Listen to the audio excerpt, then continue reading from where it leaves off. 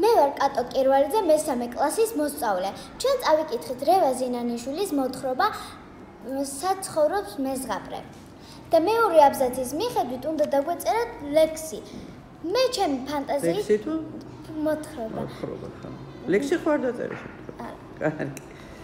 და მე ჩემი ფანტაზიით დავწერე მოთხრობა, რომელსაც ქვია ყველაზე ლამაზი. ერთი მთის ფერდობზე ლამაზი ნათელი მეჩხერი ტყე იყო. ტყეში ერთი პატარა კამკამა ნაკადული მორაკრაკებდა. ამ ნაკადულში ცქერა ყველას უყვარდა. მასში იყურებოდნენ ღრუბლებიც, ხეებიც, ყვავილებიც და ბალახებიც. თვითონ დიდი მთაც კი იხედებოდა შიგ.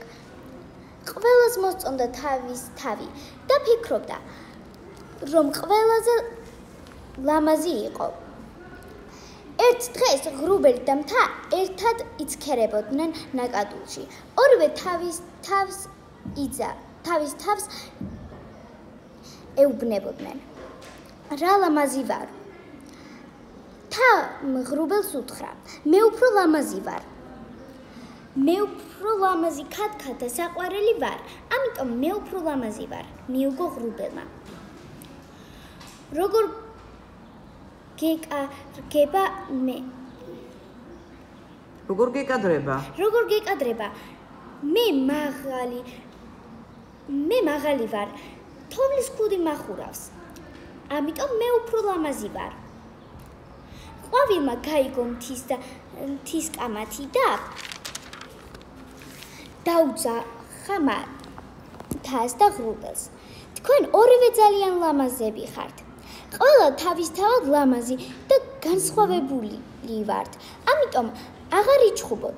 ამის შემდეგ მთა და ღრუბელი შერიგდნენ. ღრუბელი მთას თავზე მოეხვია და მოეფერა. ძალიან კარგი, ყოჩა. მომეწონა. მე მეორეც ვარ. ეხლა მეორე წავიკითხე. სათაური რა აქვს ამას? საყვარელი ჩიტო. კარგი, აბა დავწყე. ჩემზე არის. ხო, აბა მიდი, დაგვაინტერესებს. დილით, როცა მამა მსახურში მიდიოდა, ეზოში ჩიტის ბარტყი დაინახა. მამამ დამიძახა და მითხრა ბარტყისთვის მედარაჯა, რომ კატებს არ შეეჭამათ. დიდხანს ვუყურებდი, დედ-მამა როგორ დასტრიალებდნენ ბარტყს, მაგრამ პატარას ფრენა არ შეეძლო, ეტყობა ბუდიდან გადმოვარდა. ბარტყის ახში შევიყვანეთ. ვაჭამე, წყალი დავალევინე. რამდენიმე დღეში მოგვეჩვია.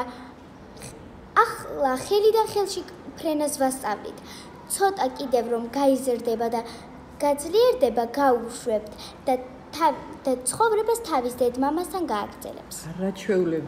არაჩვეულებრივია. თავად ამბავიც, მით უფრო რომ ეს რეალური ამბავია და სინამდვილეშიც ასე იყო. ყოჩახ, კარგი გოგო ხარ. დიდი მადლობა.